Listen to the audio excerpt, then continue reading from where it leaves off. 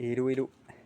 Alors, deuxième vidéo aujourd'hui, un peu dans le prolongement de la vidéo que je viens de sortir sur la mise à jour me concernant. Donc, j'ai parlé d'un séjour en clinique. Alors, ça sera un séjour en clinique psychiatrique. Donc, en général, ces cliniques-là, c'est des cliniques qui accueillent des gens qui choisissent spontanément de s'y rendre parce qu'ils sentent que dans leur vie, ils traversent des moments un peu difficiles. Et en général, ça va accueillir des gens qui ont des pathologies plutôt psychiatriques, comme je sais pas, de la bipolarité, des gens qui sont en dépression, des gens qui souffrent de burn-out, addiction peut-être ou autre. Moi, dans mon cas, ça sera, on va dire, accueil pour idées noires ou très mauvaise passe. Dépression, je sais pas exactement, sûrement.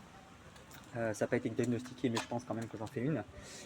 Et, euh, et ouais, je vais en parler parce que je pense que c'est important quand on ne se sent pas bien à un moment de sa vie, de prendre les choses en main et d'accepter de se faire aider. Et je pense d'ailleurs que c'est l'étape la plus importante que pas mal de personnes refusent d'activer, on va dire.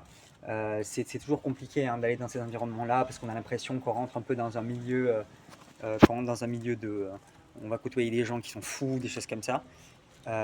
C'est vrai que le terme psychiatrique n'est pas forcément très joli, mais en même temps, c'est un passage obligatoire si on veut aller mieux. Et la clinique dans laquelle je me rends, en région parisienne, elle est pas mal déjà. L'environnement a l'air sympa, plutôt boisé, etc. Et apaisé. Ça va me changer d'ici. Et surtout, en plus donc des accompagnements qu'on a quotidiens par des équipes de professionnels du domaine médical, il y a des psychiatres, des psychologues, même des diététiciens, etc. Ou tout autre thérapeute. En fait, le suivi, l'accompagnement sont personnalisés en fonction de chaque personne, de ce qu'ils ressentent comme émotion, de ce qui ne va pas.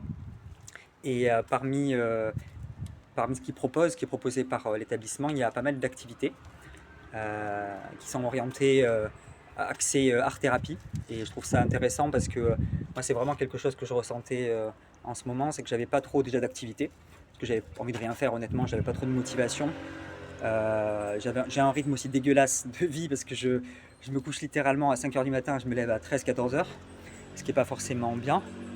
J'ai toujours aimé vivre la nuit. Je trouve que, je sais pas, il y a une ambiance la nuit qui est assez différente de celle qu'on peut retrouver en journée. Et je suis plutôt quelqu'un qui vit la nuit d'habitude. Et là, ça va me faire du bien peut-être de retrouver un rythme un peu plus normal, avec des horaires et des activités qui sont obligatoires et que je ne pourrais pas rater. Un peu comme si j'étais, je sais pas moi, dans une routine professionnelle ou même une routine de cours si j'étais en formation. Donc ça va être bien. Et, euh, et ouais, l'art thérapie, ça va permettre aussi de reconnecter un peu avec moi-même et de faire des choses qui peuvent être sympas. Alors, je pense que le but, c'est aussi d'aider les gens qui traversent des mauvais passes à retrouver leur confiance et leur estime de soi, parce que on va pas se mentir, hein, quand on est au fond, on n'a plus aucune confiance. Moi, j'en ai jamais trop eu, de toute manière. L'estime de soi, elle est dans le négatif. Et, euh, et ouais, je pense que ça peut vraiment aider de ce côté-là. Donc j'espère quand même que ouais, ça va me permettre d'aller un peu mieux. Je pense que je vais rester 2 semaines, 3 semaines maximum. Je pense que c'est ce qui est prévu par l'établissement, mais on n'a pas encore discuté de ces modalités-là, modalités de la durée du séjour. Mais ouais, des fois en fait on n'a pas le choix. Il faut être courageux, il faut accepter de se faire aider. Ça va me permettre de rencontrer des gens aussi qui connaissent peut-être des situations compliquées. Alors j'espère juste, vu que je partage ma chambre avec, enfin, je partagerai ma chambre avec quelqu'un d'autre, que je vais pas tomber sur quelqu'un de trop détraqué quoi. C'est un qui fait un peu peur. Alors normalement non, mais bon voilà, c'est un peu le petit bémol. Mais à part ça, je pense que ça sera quand même plutôt une bonne expérience. Et puis voilà, après, j'essaie de faire un pas après l'autre. J'essaie pas trop me projeter dans le futur parce que je sais pas de quoi demain sera fait. De toute manière, j'ai pas trop pris sur les choses et je pense que aussi il faut que je lâche un peu cette envie que j'ai de contrôle sur ma vie parce que ça sert à rien. Plus j'essaie de contrôler les choses et moins je les contrôle. Et le terme contrôle, je l'aime pas trop d'ailleurs. Donc je vais essayer de me laisser un peu porter par les courants là et puis faire du mieux que je peux pour aller mieux et pour me débarrasser de ces fâcheuses idées là qui sont pas forcément très jolies que j'ai en tête et pas rationnelles.